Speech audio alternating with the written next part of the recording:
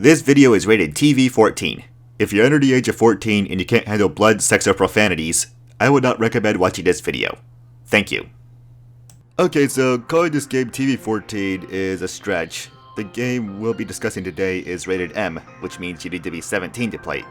But most 13 and 14-year-olds play games like these, and I need as many views as I can, so kids, if you're watching and your parents come into the room, just turn the video off and then turn it back on when they leave. But be discreet or they will get sus. Anyways, welcome back to my castle of ice and video games. I got a real special treat for you all today, a new review! And this is one of my favorite games, No More Heroes. Now, most of you people probably hear that name and are thinking, what's this game about? Is it like the Avengers are fighting some bad guys and they all die and now there are no more heroes, thus there is no hope left in the world? Well, let me be the first to say, no! That's not what this game is about. This game has nothing to do with the Avengers. Disney doesn't even own this game. And to be frank, let's keep it that way. The last thing I need is for Disney to show up out of the blue and just Disneyfy this game. Ugh, that's a world I do not wish to live in. However, looking at this game, I don't think Disney would even want this. Not just because it's not very well known. Raise your hand if you didn't know this game existed. I rest my case. But also because it's incredibly vulgar and Disney is all about being family friendly. Don't forget, they're the reason lightsabers suck now. Sorry to go off on a tangent there. I just really like this game and should probably start talking about it before I go off on another tangent. Okay, so I think the best place to start is with the history lesson. No More Heroes was created by Goichi Suda, who insists on being called Suda 51. He also founded Grasshopper Manufacturers, which is the company that made this game. But this isn't the first game that his company made. That honor goes to Killer 7, but that's a game we'll cover some other time. No More Heroes first started as a conceptual trailer, where you get to meet the hero of the story, Skelter Hilter! Skelter Hilter runs up to a guy wearing a hoodie and fires a barrage of missiles at him. The hoodie guy falls to the floor and bursts into flames. He then proceeds to celebrate by having a smoke. But wait, oh no! The hoodie guy gets up and his hood burns off, revealing the guy to be some dork wearing a jacket, sunglasses, and he had a lightsaber. But SH is undeterred. He says some cheesy one-liner. Hear the lullaby? Rest in peace, baby. And then shoots the dork with dual-wielding Gatling guns. The dork effortlessly blocks all the bullets with his lightsaber like he's in an anime. Skelter Hilter, who is now probably really frustrated, gets out two swords, and the two charge at each other, and then your shining armor and fine words won't get you anywhere! He loses. Yeah, he's not the hero of the story. The true hero of the story is this dorky guy, Travis Touchdown. And that was the trailer. Originally, Suda wanted to make this game for the Xbox 360, but then one of his partners, Wada-san, introduced him to the Wii and showed off the motion controls, and thought that it would work great with the game. Suda51 didn't understand it first, but then he saw the Wii in action and was hooked, so they remade the game for the Wii. Well, I think that's enough history for one video, even though I mostly talked about the trailer of the game. Anyways, now I should talk about the story. Like I said back during the trailer, you play as Travis Touchdown, a guy who went on the internet and bought a lightsaber, or as they call it in this game, a beam katana, and decides, I want to become a world-class murderer, or assassin as they call it. But that's just the very bare-boned version of the plot. The real plot, if you can even call it that, is Travis had everything taken from him. One day, he comes home to find his parents have been killed.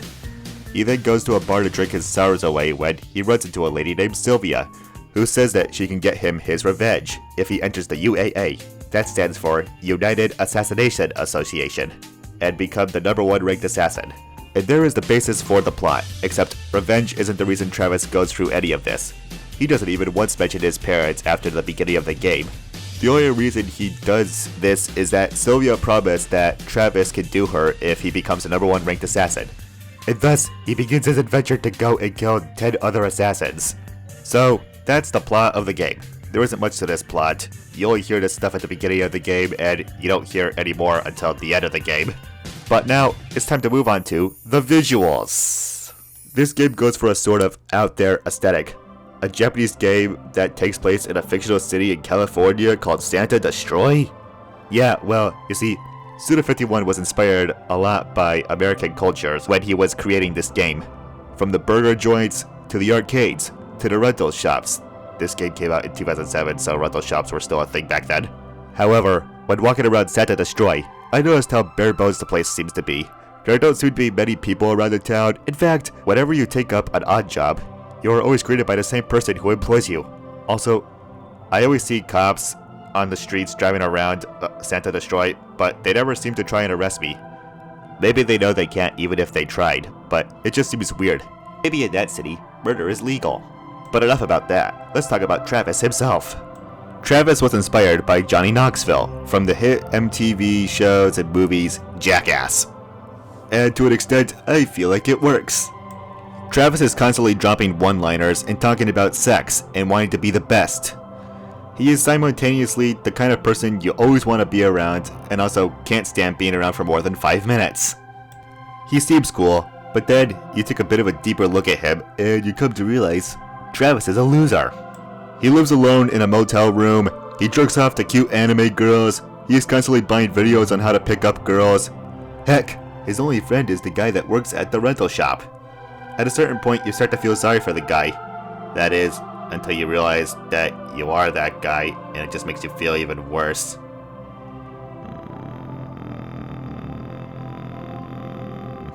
The game can also be a little juvenile at times. For instance, the way you save the game is by taking a dump. But that's a minor detail. However, in my eyes, the main stars of the shows have gotta be the bosses. Each one is so quirky and eccentric and has some sort of gimmick of his fight.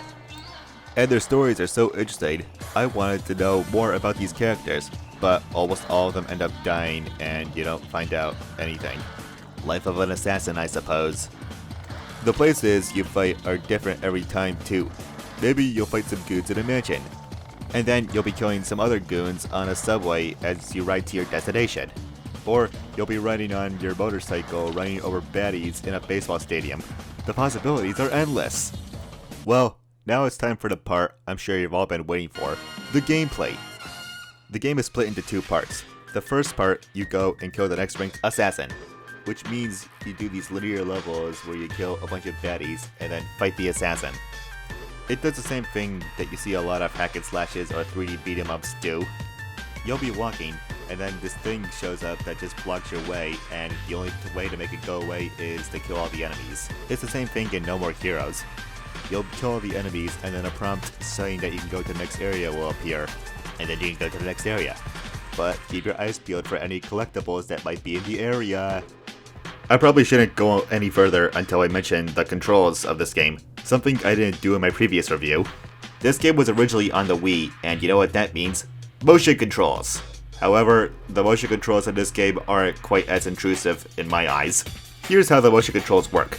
You hold the Wii remote, or in this case, the right Joy-Con, up to attack high, you hold it down to attack low, and whenever a prompt appears on the screen, swing the controller whichever way the arrow is pointing. And whenever you see a swirl motion, spin the controller around, or in my case, flail the controller all over the place. There are a few added things to fighting in the game. Whenever you kill a baddie the normal way, this slot machine will appear on the bottom of the screen. Whenever you get 3 of any symbols, you get a temporary boost power-up that lasts anywhere from 30 seconds to a minute. These power-ups range from 3 cherries, which slow down time, 3 bulls, which make you invincible and can one-hit kill every baddie, and 3 sevens, which give you an explosion attack that you can use whenever you want. Like right here! The other way you can kill enemies is with wrestling moves. Whenever someone is dizzy, you can grab that person and do a wrestling move that instantly kills the baddie. You can also do this with the bosses, but it doesn't kill them. The second part of the game is free roaming around all of Santa Destroy, taking up odd jobs so that you can unlock assassin missions, and those are the real money makers. And that's important because money is everywhere in this game. You will be spending a lot of money in this game, from buying beam katanas and beam katana parts, to buying videos at the rental shop that your friend works at, to also buying clothes, which is optional, but you might get bored of your current wear, so it's there if you want it. The other thing that you spend a lot of money on are the entry fees. Despite being an assassin is technically a job, you still gotta pay money to get the right to kill the next assassin. Which, to me, that kinda sounds like working for Mr. Krabs. You know how you gotta apparently pay Mr. Krabs $5 an hour to work for him? despite thinking about that, you still gotta pay the entry fees, and those entry fees get huge. If you're thrown off by all these jobs you gotta do to earn money in Santa Destroy, don't worry, there are other things that you can do in Santa Destroy. You can dumpster dive and either find money or t-shirts. Awesome! Although, you should probably wash those before you wear them, don't just put them on. Ugh. The other thing that you can search for are Levikiv balls. These balls are hidden all around the town, and you know you're near one when a faint sound that gets louder the closer you get to the balls is heard.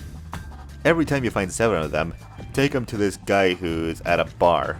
He will then teach you a new ability.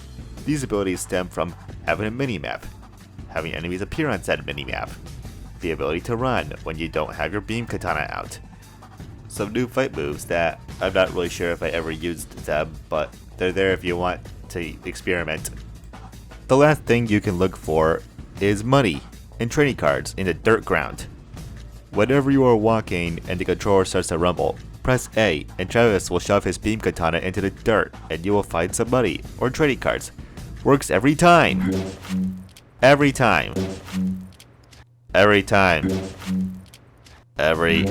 Okay, there we go. Okay, I think I said everything I need to say about this game. Now for my closing thoughts. This game's not for everyone. Gameplay can get repetitive with killing baddies, especially gets repetitive with the sounds when you kill a baddie and you just hear them scream when he dies. This happens with every baddie. Then there's all the grinding you gotta do for money by doing assassin missions because, like I said, those are the only real ways you're gonna make money. The money you get from side jobs isn't nearly close to the money you get from killing a bunch of people. However, I still really like this game. You know, with all the killing enemies, the weird story that doesn't feel like it goes anywhere and just has a bittersweet ending. And I love the fact that you have a lightsaber. Oh, that's another thing. There are a lot of Star Wars references. Suda51 actually had to check to see if he could get sued from George Lucas for stealing his ideas, such as the last boss being a parody of Darth Vader, or the end credits just ripping off Star Wars end credits. Aside from that, it's a really good game and you should go and play it. No More Heroes 3 comes out sometime this year, and if you want to find out where it all started, you can get it on the eShop for $15 to $20. Also the second one for the same price. Anywho, I think this video has gone on long enough. If you liked what you saw, go ahead and hit the like button. And while you're at it, feel free to then hit the subscribe button. And then go ahead and leave me a comment about what you thought. I hope you liked this video. I got a new mic so that you can hear my voice so much better. Just listen to my voice. And with all that out of the way, see you next time.